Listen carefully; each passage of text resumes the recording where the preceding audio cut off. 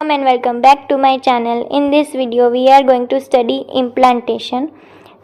इसके पीछे की वीडियो में हमने पढ़ा था फर्टिलाइजेशन के बारे में कि किस तरह से फर्टिलाइजेशन हुआ और किस तरह से जाइगोट जो है वो बना। अब इसमें हम क्या पढ़ेंगे कि जाइगोट जो है वो किस तरह से इम्प्लांट होगा यूट्रस के अंदर। अगर आपने फर्टिलाइजेशन की वीडियो नहीं देखी प्लीज़ उसे देख लीजिए, क्योंकि इम्प्लांटेशन को समझने के लिए फर्टिलाइजेशन की वीडियो समझना इट्स इम्पॉर्टेंट, राइट।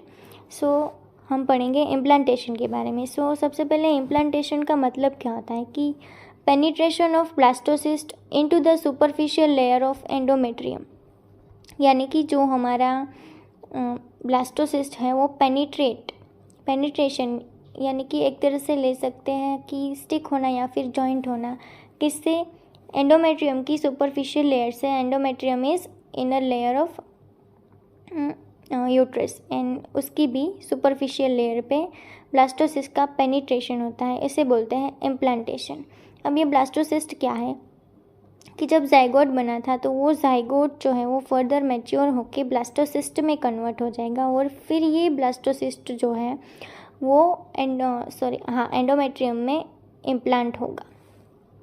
इस पूरे प्रोसेस को बोलते हैं इम्प्लांटेशन। पेनिट्रेट या फिर स्टिक होने के पूरे प्रोसेस को बोलेंगे इम्प्लांटेशन। अब क्या होगा? सबसे पहले फर्टिलाइजेशन होगा, देन जाइगोट बनेगा। जाइगोट में कितने क्रोमोसोम्स प्रेजेंट हो गए? 46 क्रोमोसोम, क्योंकि 23 क्रोमोसोम मेल और 23 फीमेल, तो ये दोनों मिलके क्या बनेंगे? 46 क्रोमोसोम वाला जाइगोट। अब जाइगोट जो है वो माइटोसिस करेगा। माइटोसिस का मतलब क्या हुआ कि सेल का नंबर तो बढ़ेगा पर क्रोमोसोम्स की नंबर जो है वो सेम रहेंगे। ये माइटोसिस करके 2 ब्लास्टोमियर्स बनाएगा। देन फर्दर माइटोसिस होगा, 4 ब्लास्टोमियर्स बनेंगे, देन 8 ब्लास्टोमियर्स, देन 16 ब्लास्टोमियर्स। अब 8 और 16 ब्लास्टोमियर्स जो है इस वाले स्टेज को बोलते हैं मोर्यूला स्टेज। इस स्टेज को एक नाम दिया गया है जिसे बोलते हैं मोर्यूला स्टेज।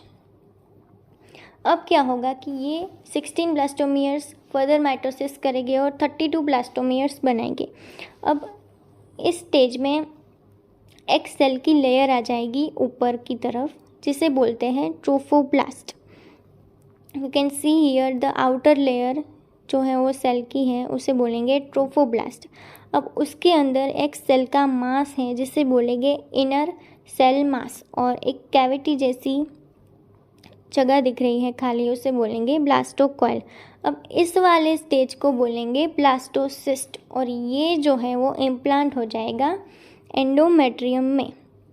और ब्लास्टोसिस्ट के इम्प्लांट होने की ये प्रोसेस को बोलते हैं इम्प्लांटेशन।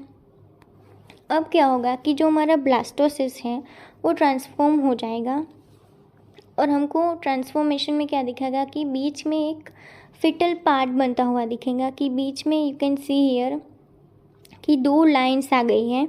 बाहर वाली लाइन को बोलेंगे एक्टोडम और अंदर वाली लाइन जो है वो उसे बोलेंगे एंडोडम, और बीच वाली लाइन जो है उसे बोलेंगे मीजोडम। कि मीजोडम जो है वो थोड़ी देर बाद अपीयर होती है, ट्रांसफॉर्मेशन की थोड़ी देर बाद अपीयर होती है। You can see here the thin line that is mesoderm, then उसके बाहर की वाली एक्टोडम और उसके अंदर वाली एंडोडम। अब क्या होता है कि एक और स्ट्रक्चर आ जाता है सेल के बाहर, दैट इज़ ऐसे हेयर लाइक प्रोजेक्शन बन जाता है सेल के बाहर, और उसे क्या बोलेंगे? क्रॉनिक विलाई बोलेंगे। अब ये क्रॉनिक विलाई क्यों आएंगे? क्योंकि यूट्राइन टिश्यू भी जो होते हैं वो हेयर लाइक होते हैं, और ये क्रॉनिक विलाई जो है ये दोनों आपस में फ्यूज़ हो जाएंगे ताकि ब्लास्टोसिस्ट जो है वो यूट्रस से कनेक्टेड रहे। ओके। अब एक और स्ट्रक्चर आएगा, उसे बोलेंगे placenta. You can see here the placenta. अब ये प्लेसेंटा क्या होगा कि ये मदर के अम्बिलिकस से कनेक्टेड होगा, और इसका फंक्शन क्या होगा कि ये इनटेक O2, कि ये O2 जो हमारा फीटस है उसको O2 सप्लाई करेगा और CO2 को एक्सहेल करेगा। देन उससे फिटस को न्यूट्रिशन इनटेक कराएगा और जो वेस्ट जो है उसे एक्सक्रीट करने में हेल्प करेगा। देन ये कुछ हार्मोन्स को भी सिक्रीट करेगा, that is HCG, HPL। HCG means human chorionic gonadotropin and HPL means human placental lactogen. ये दो तरह के हार्मोन्स जो है वो प्लेसेंटा स्पेशली सिक्रीट करता है प्रेगनेंसी के टाइम पे ही, ओनली ड्यूरिंग प्रेगनेंसी के टाइम। और ये एस्ट्रोजन प्रोजेस्टेरॉन वैसे ही सिक्रीट होते रहते हैं, बट प्रेगनेंसी के टाइम पे इसका अमाउंट जो है वो बढ़ जाता है। So that is all about implantation.